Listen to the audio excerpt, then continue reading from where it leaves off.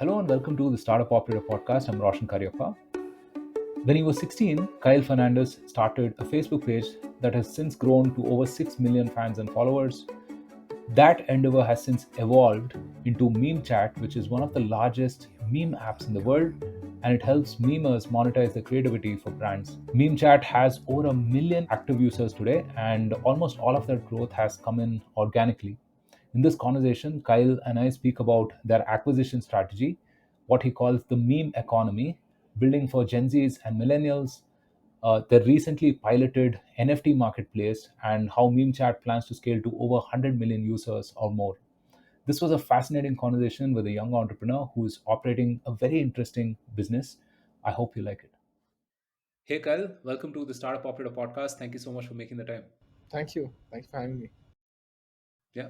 You work in a very interesting space. I mean, I say that to pretty much all of the founders, but you are in the business of memes, right? Which is again, very new, very interesting. I wanted to start off by asking, at some level, all of us have trouble explaining what we do to our parents and family and so on, right? But I'm curious. I mean, it with you, it should be at a whole other level, right? So how do you approach that? I think the interesting part about that is when the startup wasn't where it is right now, it was like beta memes bana raha hai, matlab beta jokes likh raha hai. I used to run this page before I started everything. I used to run this page called Shit Indian Say and the Sarcastic Indian. So a pretty popular page on Facebook and Instagram.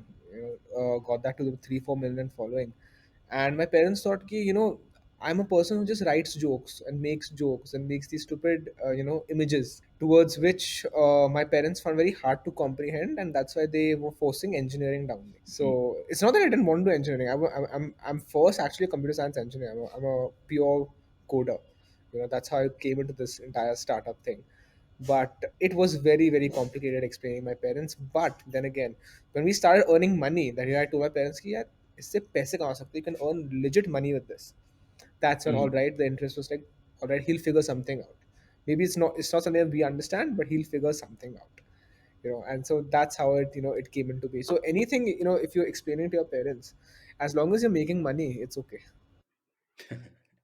Yeah, I guess. Yeah, I mean that's right. But jokes aside, memes are very serious business, right? I mean, there is this whole meme economy that's kind of evolving. What has been your experience of that? For me, memes has, it's always been something that is, it's effectively a language, right? And at MemeChat, we want to be, the Oxford for that language. That's what we're building, memes for.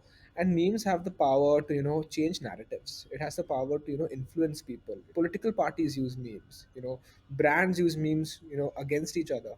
Memes can be Mm. used as a weapon, and it can be used, as, something that really glorifies a product or glorifies a situation. And the thing is, memes always have value to somebody. For example, let's say it would have a value to a brand.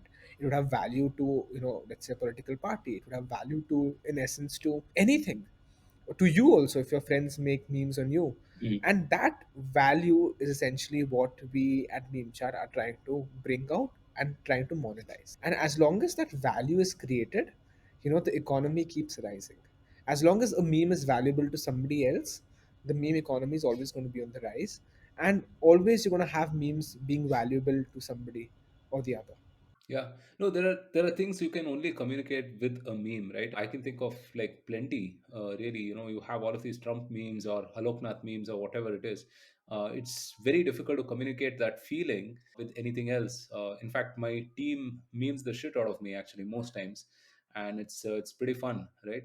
So, how do you get started with meme chat? I mean, can you take us through the journey of going from an idea to product to company? Because a lot of people listening to the podcast definitely have some ideas and want to be entrepreneurs and are probably working on it already.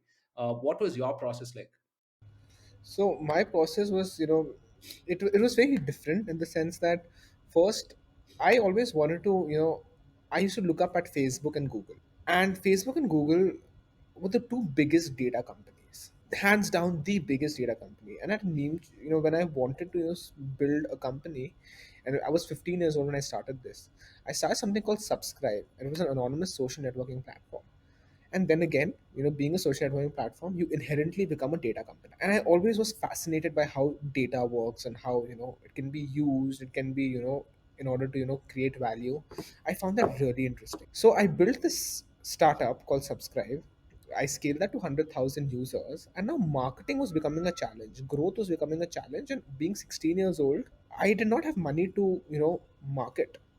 So what do I do? So I saw that there was this page called RVCJ becoming very popular. There are multiple other pages. I said, this is really cool. What if I, post about my app Subscribe on these pages? And these pages also charging something like 500, 600 bucks. For that was also too expensive for me because I was 16 years old. So what I decided to do is, what? Let me make my own meme page. Let me grow it. And once it's big enough, then I'll promote my app on it. So this crusade Mm. started of making this meme page. The meme page was Shit Indian Say. Now it has about 2 million followers, and Sarcastic Indian has about 4 million followers. Once we built this meme page, we realized brands were coming to us for marketing because they wanted us to make memes for them and post it on our page. So I'm like, this is interesting. People want, it's not just Google ads or Facebook ads. People want content made by us, and they want us to then Yeah. post that content also. So this basically becomes another form of digital marketing, which is Mm. untapped. And that's when I realized, all right, this is interesting. Why? I have always had a very strong technical background. Since I was 15, I coded in PHP, MySQL, and I was like, what? Let me build a product around this. I learned iOS and Android. Me and my co-founder Taran, and we built MemeChat. Now what Mm. is exactly is MemeChat? MemeChat is a social media platform which enables users to share and discover memes, and we empower this creator economy to earn via brand partnerships and NFT. So kind of like this, like you and I talk in memes because there are memes for us to talk in, and creators play Mm. a crucial role in getting those memes out there. But most of the creators would post on Facebook or Instagram back then. So what would be lucrative, and how would I get creators on my platform? I am not a platform that has audience for them to come because it was a new platform. So what I did was I incentivized creation from get-go. Because I had these two big pages, brands used to come to me. So I made an app and I got creators on board saying, you make memes for this brand and you get paid. That was the first iteration of MemeChat. And then essentially creators started coming galore on the platform because that's the only Mm. platform that is giving creators money. And when once creators started coming and content started coming, then viewers started coming. So the cycle, it became sort of a flywheel effect where creators came, created content, viewers came, viewed and shared content, and more creators came, and the entire cycle repeated. And that's how we established growth initially. And because we Mm. had these pages that we had, we actually created a network of about 600 pages with a total following of about 400 million, on Facebook Wow. and Instagram. And that was our go-to market, having the entire meme audience, under our control. And that's how it became, it started just growing from there. In fact, till very recently, till about a month back, all our growth was organic. In fact, all our growth is much comparable to one of the one of the biggest apps out there in India. May it be ShareChat, Moj, Trell, Josh, name the social media company. What we have been able to do organically, there has been no other company that has, even touched that sort of organic growth, because everybody's heard of MemeChat. So yeah,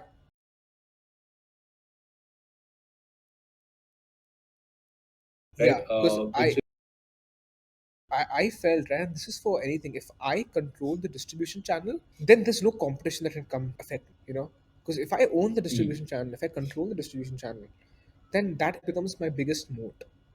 And then there is no competition that can essentially come and get in my way, because I'll always have that.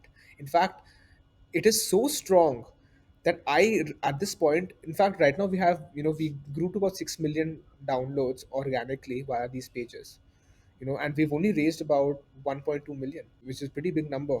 We can easily make replicas of most of the profit of, these big apps, and get mouse and DAOs instantaneously through the distribution channel. It's because we know how to market the product. We are first very strong coders, and then we are extremely strong marketers. Awesome. That's like a killer combo. I think what you're also doing more importantly is giving power back to the creators, right? Because, I mean, we've seen, especially over recent years, platforms give it and platforms take it away, right? I mean, You could have your your reach muted, or you could have yourself demonetized, or worse, I mean, you could have yourself suspended, so on and so forth.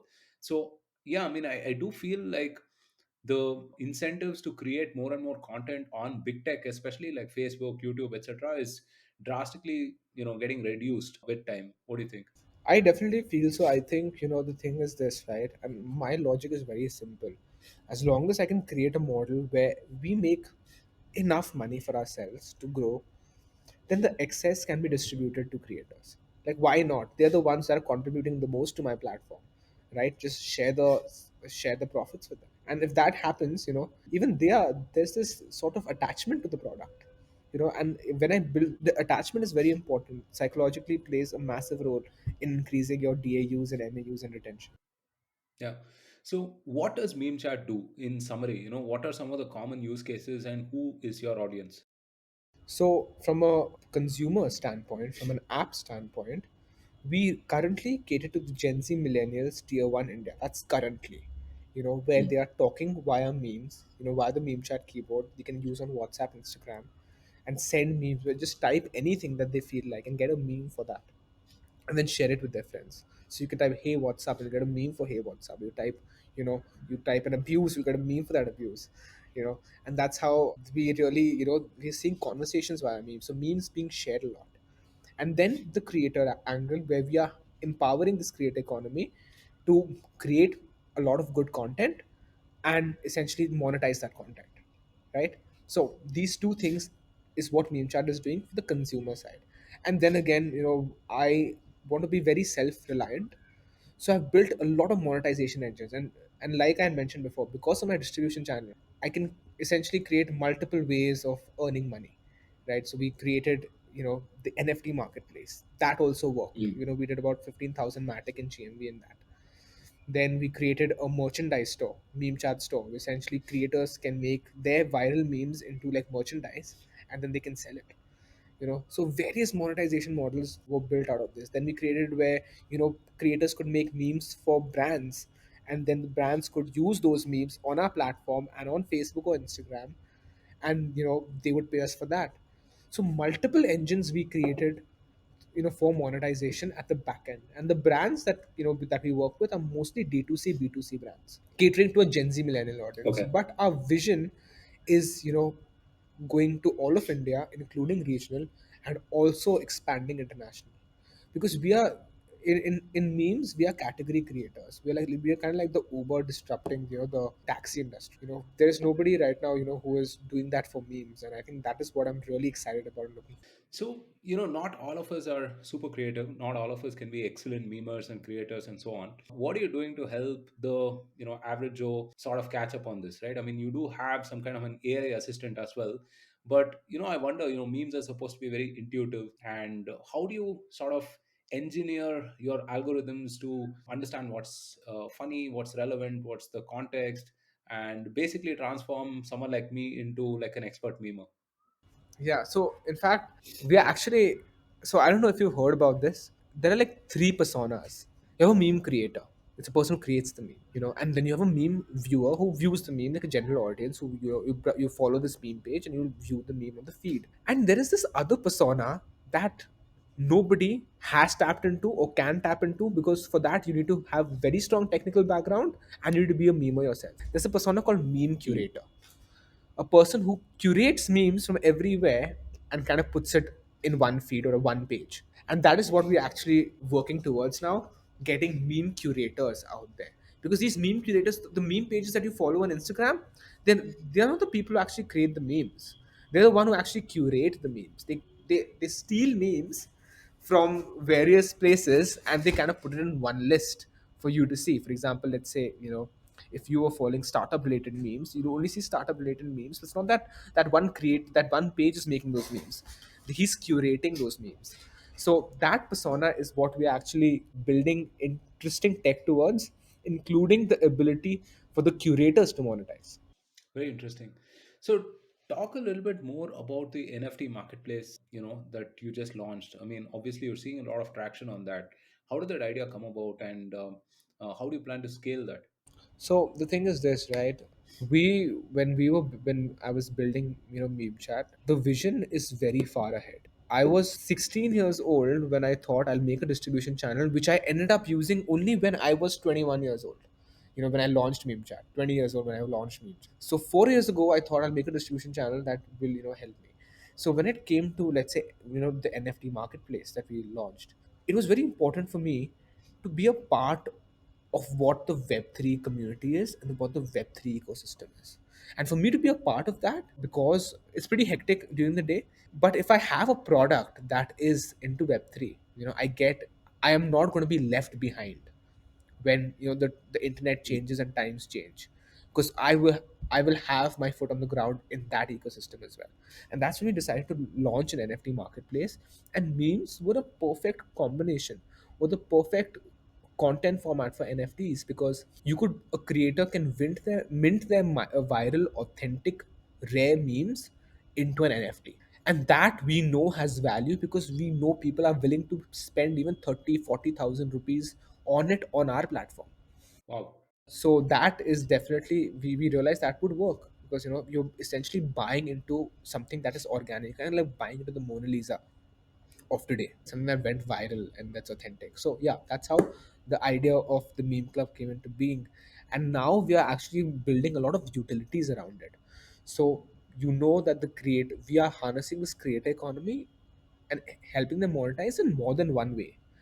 And because of that, the NFT could play a very crucial role in terms of getting the NFT holder sort of being a part of that creator's monetization cycle of earning money. So that is what we are working towards and building the utility, that you actually not just buy into sort of an NFT, but you kind of like investing in that creator. So that's a kind of brief model around it, but I can't go too detailed about it. But yeah, that's something that we are working on. Very interesting. The audience that you're building for, right? I mean, Gen Zs and millennials, they're a very kind of a unique persona in some sense, right? I mean, they're very finicky, they're up to date with most things. I mean, they change their mind, I don't know, probably 20 times a day about things, right? I mean, also very demanding sort of a persona to build for. In your experience of having built for this persona, right? What are some nuances that you've realized? What sets them apart? To be honest, right, I don't know. My logic is very simple. I just need to be wacky AF. The more wacky I am and the more crazy I am, in building features and doing obnoxious things, the more they like us. So if you, I don't know if you're based in Bangalore, Yeah. so probably you'll start seeing autos from tomorrow or day after. I'm not sure, with meme chat, and you're going to see some ridiculous text on there. You know, Okay, that's pretty interesting. I mean, I'll look out for it. so it's just So, being wacky, really wacky. right. How does your customer acquisition work from this point onwards? I mean, you got started with with those pages that you had and so on, and got to a million plus active subscribers and so on, active users. How do you plan to scale further? Because one thing that I've realized with talking to plenty of the consumer internet folks, that the scale is just humongous, right? I mean, we're going to have like, I don't know how many, 900 million internet users by 2025, I think, right? So really the room for growth is infinite at this point of time. How do you plan to go from, let's say, 1 to 10 million to 100 million to a few hundred million users? See, the thing is this, right? What I realized about sort of marketing and growth is that because we're growing organically, there was certain things that I had to push as well to get that organic growth, and that what I needed to push actually gave me a CAC of about 2 to 3 rupees. And then what I realized was this: all right, the play is all about content.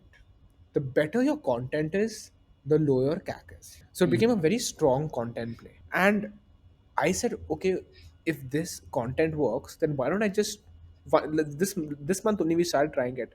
Why don't I just use the same content on Facebook ads and Google ads that everybody does, and everybody gets a ridiculous CAC over there. And guess what? We got a CAC of 3 rupees over there as well.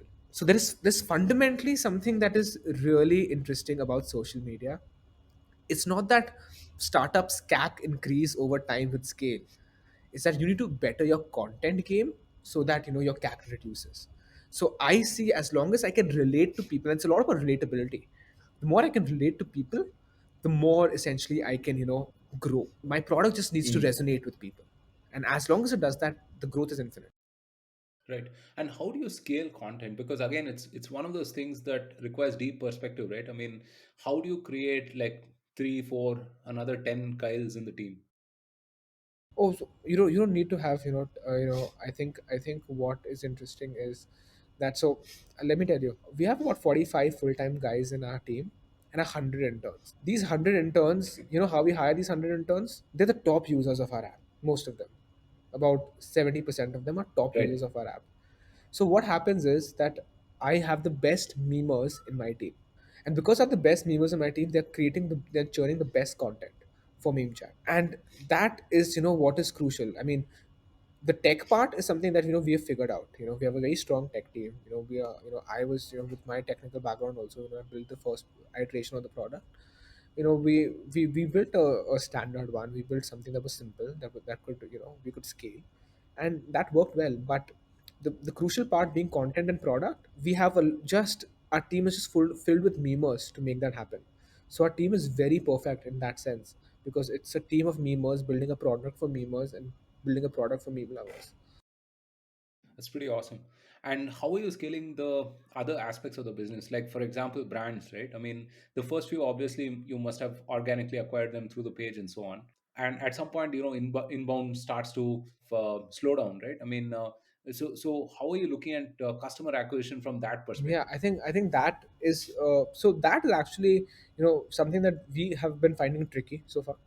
I mean, thanks to the investors that I have, I've been able to make great connects, to various brands, and a lot of brands come organically because competitors, when let's say I use meme chat markets for one product, the competitor sees, the competitor also then wants to do it. Competitor doesn't know where to go, so that has been really helpful for us in that sense. But yeah, I think people are getting more used to the fact, and this is what's important, the learning curve, that you cannot cater to Gen Z's and millennials anymore via your Mm. TV ad or your newspaper ads. Yeah. You need to be wacky and creative, and the only way to do Yeah. that, there'll only be one platform where that can happen. And eventually I know that they'll hear Yeah. of us and come to us. But the acquisition Yeah. in general for that has been, first initially it was slow, but then now it's picked up pace, because people already know what memes are. So it's been Yeah. interesting. Yeah, and if you look at the rise of digital first brands, right, on D2C especially, so many of them, like you mentioned, I don't think you can go, through traditional advertising channels for acquiring these sets of users. You also work with these Indian OTT platforms, right, like Alt Balaji and Amazon Prime and so on, right? So what is the partnership like there? So the partnership is there. It's very simple. It's they want content created. So we take the templates from their TV show or whatever, and we put it on our app. And then thousands of creators would create content on that template. And when they would create content on that template, they would the brand would like it. Okay, it really brings out our show or our product really well. And then we would distribute it on our app for starters, and then with the distribution channel that I built, I used to offer them, all right, you'll take it on this distribution channel as well, on our Facebook and Instagram pages. So they used to get more intensified reach and engagement. So that's the kind of way we work with brands. Right. And if you look ahead, well, the next 18 to 24 months, where do you see the business? What are some things that you're investing on right now? What can we expect on the meme chat front? I think 18 months down the line, I think so. Currently, if you look at online app analytics tools like Apptopias and data intelligence tools, MemeChat is probably fifth or sixth when it comes to all social media platforms in India. And I think because of the amount of funding we've raised, which is very less compared to these other guys, and I know their funding is going to run out very soon. I think there's going to be one top performer within the next 18 months, especially when it comes to you need to really value the creator. You need to really value and understand what the viewer wants. I think because you're doing those things first, we've been growing at a very good pace, but yet keeping in mind that I don't want to create a leaky bucket where users leave. Because for a social media app, it's very important that retention is maintained, and our focus on that has really helped us understanding what product is, understanding what growth is, and that has been very crucial for us. So it has been really interesting for us to sort of grow in that sense. And in the 18 months, I feel that we could be anywhere near 10 to 20 million monthly active users or even more. Wow. So there is always this temptation to, go for broke, right? I mean, like, be all in and grow at like scale, which is completely unsustainable in some sense, right? Hyper growth, as they call it, right? And when I talk to you, I mean, you're very conscious about growing the business. Of course, I mean, you're growing rapidly, but then you're also conscious about things like CAC and providing value and so on. How did you develop that mindset? Because it seems a little counter to a lot of the other apps or consumer internet businesses out there. See, for me, growth is something that I find very interesting, and that I also love to see those graphs go up. But I am only Nothing like fooling it. myself Nothing like and it. I'm fooling my investors if I'm just spending money and those users are leaving. And for a momentary month, that number is high, right? It's just lies. It's just fooling people, right? If I'm going to build a business and I want to build a sustainable one, right? I need to keep in mind that I have users that are going to stick to the platform. Because if they're not going to stick to the platform, Mm. there's no point growing, because you're just growing to raise money. I want to raise money. I need to raise money, but I also want to build a business that is viable, and that is where the mindset comes from. I don't want to fool anybody. I think that is fundamentally where I come from, and that's how the mindset is. I'm just keeping it real. If you check out the online app analytics tool for like Apptopia, for these various companies have raised $1 billion in India for social media, you will realize how big their mouse went up when they were spending high money, big money, and how their mouse have fallen over the past 2 months or 3 months when they stop spending money. And that is sad. Right. So we ask this question to every entrepreneur who's on the podcast, which is, what are those two or three insights that you have uncovered, from executing in the space that could be useful for someone considering starting up, let's say, in consumer internet? I think number one is very important, especially if it's a tech first company. It's very important for founders to be a coder. I can tell my team that all right, I want this database to have this column so that I can track this data, or I can create a cool algorithm using this data. So that kind of mindset needs to be there. Otherwise, things are going to be really slow. Fast Mm. execution only comes when the founders know tech. That's number one. Second is content. If your product can't grow organically, then there's something. Then there may be fundamentally something wrong with your product. If it cannot grow organically, and it needs to grow organically, I mean, you need to create the product in a way that people are going to share about the product. So Mm. close attention to content and how you are kind of marketing to the masses. If it's a consumer internet company. And I think number three, which probably many may not like to hear, is that if you can't monetize now, there's no guarantee you're going to monetize 5 years down the line or 4 years down the line. Be real with yourselves, and ask yourselves, that how well can I monetize? Because the thing is this, it's habit forming. The reason why we are forming the habit now and monetizing is because eventually when we do, let's say, bring our ad tech platform in, like Google AdWords or Facebook Audience Network for our own platform, people will be used to it. People will be used to it, and they'll be accustomed to it. So there needs to be very early signs of at least testing monetization. If not, Right. executing on it, is testing it. Otherwise, it's you might have a very rude shock realizing that users don't stick. Yeah, yeah. All of them definitely valid points. At every stage of the startup journey, right, the founder has to evolve themselves, maybe pick up a few different skills, maybe understand a few other fundamentals, evolve their mindsets, etc. Right? What are those things that you're consciously trying to change or add to yourself to sort of enable that next level of growth at MemeChat? I think what I need to consider and what I sort of see with my team is that we want to build a big company and we want to build a sustainable company. And when I have that in mind, when I have monetization in mind, when I have growth in mind and everything, right? Everything, all the dots get connected, and I know that all right, even if and I have plans in mind, right? For every scenario I have a plan. Let's say I raise X amount, that's a plan. I don't raise X amount, that's another plan. I raise no amount, that's another plan. Or I don't achieve this much number, then that's a product plan.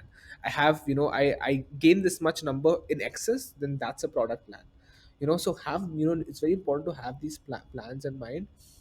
And then those kind of difficulties or wherever, usually where bad things happen you kind of evolve and get accustomed to really difficult plans and executing difficult plans. And when you get accustomed to sort of operating in a constrained environment, it kind of makes your wings stronger. So I think Mm. operating and executing in a constrained environment would either kill you or would make you super strong. And that has made me evolve in a very, very, very tough way, because operating in constrained environment, especially for growth, has been very tough for us. Because for us it has been, we had to do this, right? Because in order for us, because we're category creators, we have, and there's no other app like us in the US, we have to define our metrics. And for that we need to grow Mm. and show market size substantially, that we're going to be a viable business. And for that, in order for us to grow, we would have to keep our CAC small because we don't have much money. And the task was reducing CAC. So yeah, that we managed to do that. So we're very excited about that. So on that note, right? I mean, when you say you don't have competition, let's say, right? How do you sort of compare yourself? How do you, look left, look right, figure, which way to head? Because 100% of everything cannot be like completely first principles, right? I mean, you should have some sort of benchmark, some sort of template, etc. So who do you sort of look up to decide which way to sort of go, or understand a few other things in terms of where you can be and so on? Yeah, so it's very simple actually. I look up to TikTok for recommendation engine. I look up to Facebook and Instagram for metrics, and that is what I essentially look up to, because I can't look up to other social media apps on what their product is or what their product delivers. I can just look up towards what Mm. I need my product, which is like, let's say, strong recommendation, and let's say the metrics I need to follow. And once I have those two things in mind, I am strongly building towards that. For example, Mm. if I want to grow my mouse, my time spent, all these very important metrics for a meme app, I cannot compare it to, let's say, 9 because 9 doesn't do what I do. Facebook doesn't do what I do, in all honesty. So because I'm defining this own thing, I just need to say, how can I maximize this for my own user? How can I maximize this for my own persona, that is a memer? And where does the limit reach? So it's constantly just working on the personas and the users that we have, and not looking left and right कि Mm. you know नाइनगा के इतने हैं या किसी और app के इतने हैं, because it's not the same app. Facebook is not the same app as MemeChat, and there is no other app like MemeChat that has been able to do what we do. People compare us to Jiffy, people compare us to these meme editors, people compare us to the social media TikToks and stuff like that, those Indian versions of it. But because you're category defining, it's really different. And I have to ask this because you mentioned plans a couple of dozen times, right, in the conversation. So, what do you do when plans fail? I mean, what's your best go-to, thing to do when something you worked on failed? So Yeah. this is, I don't know if this is going to be an insight of what this is. If you're really good at marketing, no plans fail. I'll be honest with you, because you can just sell anything to anybody, if you're a good marketer. So for example, NFT Marketplace, so many people told me it won't work in India. I was like, all right, let's see. I have the audience. Like, I have the most amount of audience that I can reach out to in a second. And the audience was there. So because I have this broad audience that I can reach out to any time of the day, I can just bring them, pick them up, and, Mm. and bring the right ones who are interested only to that product or to that feature or to that goal that I want to accomplish. Because eventually, social media is about Mm. moving people, or getting people engaged. All our plans Mm. revolve around getting people engaged, which in turn increases numbers, which in turn increases metrics. So those plans never failed, because distribution channel I could always move people into getting things done. And also the fact is this, because me and my co-founders are memers, we inherently know what people want. Because when we create memes which are relatable to a broad audience. Because we know what is relatable to a broad audience, we kind of have this inherent talent of understanding what is relatable from a product perspective also. And one thing that is very Mm. important while making this plan is never have a very strong bias, because sometimes when you love a product or you love an idea, people might not love that idea. It's just you who loves that idea, and that may not work out, and that's when plans fail. So never let that bias come your way. Just really pay close attention to what other people want. Don't pay attention to what you want. Or if you want to pay attention to what you want, please have a solid plan of understanding how you can, get other people resonate with it. That's pretty interesting because what you're saying is A, I mean, it's not a zero or one always. It's not a binary outcome, right? I mean, and B, you can fail forward basically. You can understand from what worked and what didn't work and basically build a better iteration of that, right? So one final question, right? I mean, do you fear that someday you will lose perspective of things? I mean, like, because today, I mean, you say, as you said, you're a memer yourself. You kind of understand the pulse of your audience. You know your users, etc.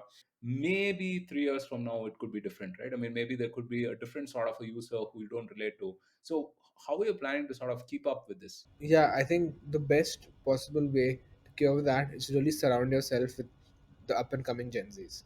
I'll probably be a 70-year-old dude just hanging out with school kids. If they're really long run. So I think it's very important to just keep understanding what people want. I think that is something I'll have to put extra effort in as I'm growing, even older and evolving as a person, to pay attention to what people want. Yeah, stay close to your users, basically. Yeah, this was a fascinating conversation, man. I mean, really tons of insights on building in this whole sector, which, as I said, I mean, it's really, really interesting. So, before we leave, any books, podcasts, or resources that you would suggest to the audience? So to be honest, I don't actually read any book. I just Google stuff Okay. and meaning of things and just read Wikipedia. I really do not read anything, and then I just kind of figure out why certain things work the way they work. Then I keep googling. So that is essentially how I operate.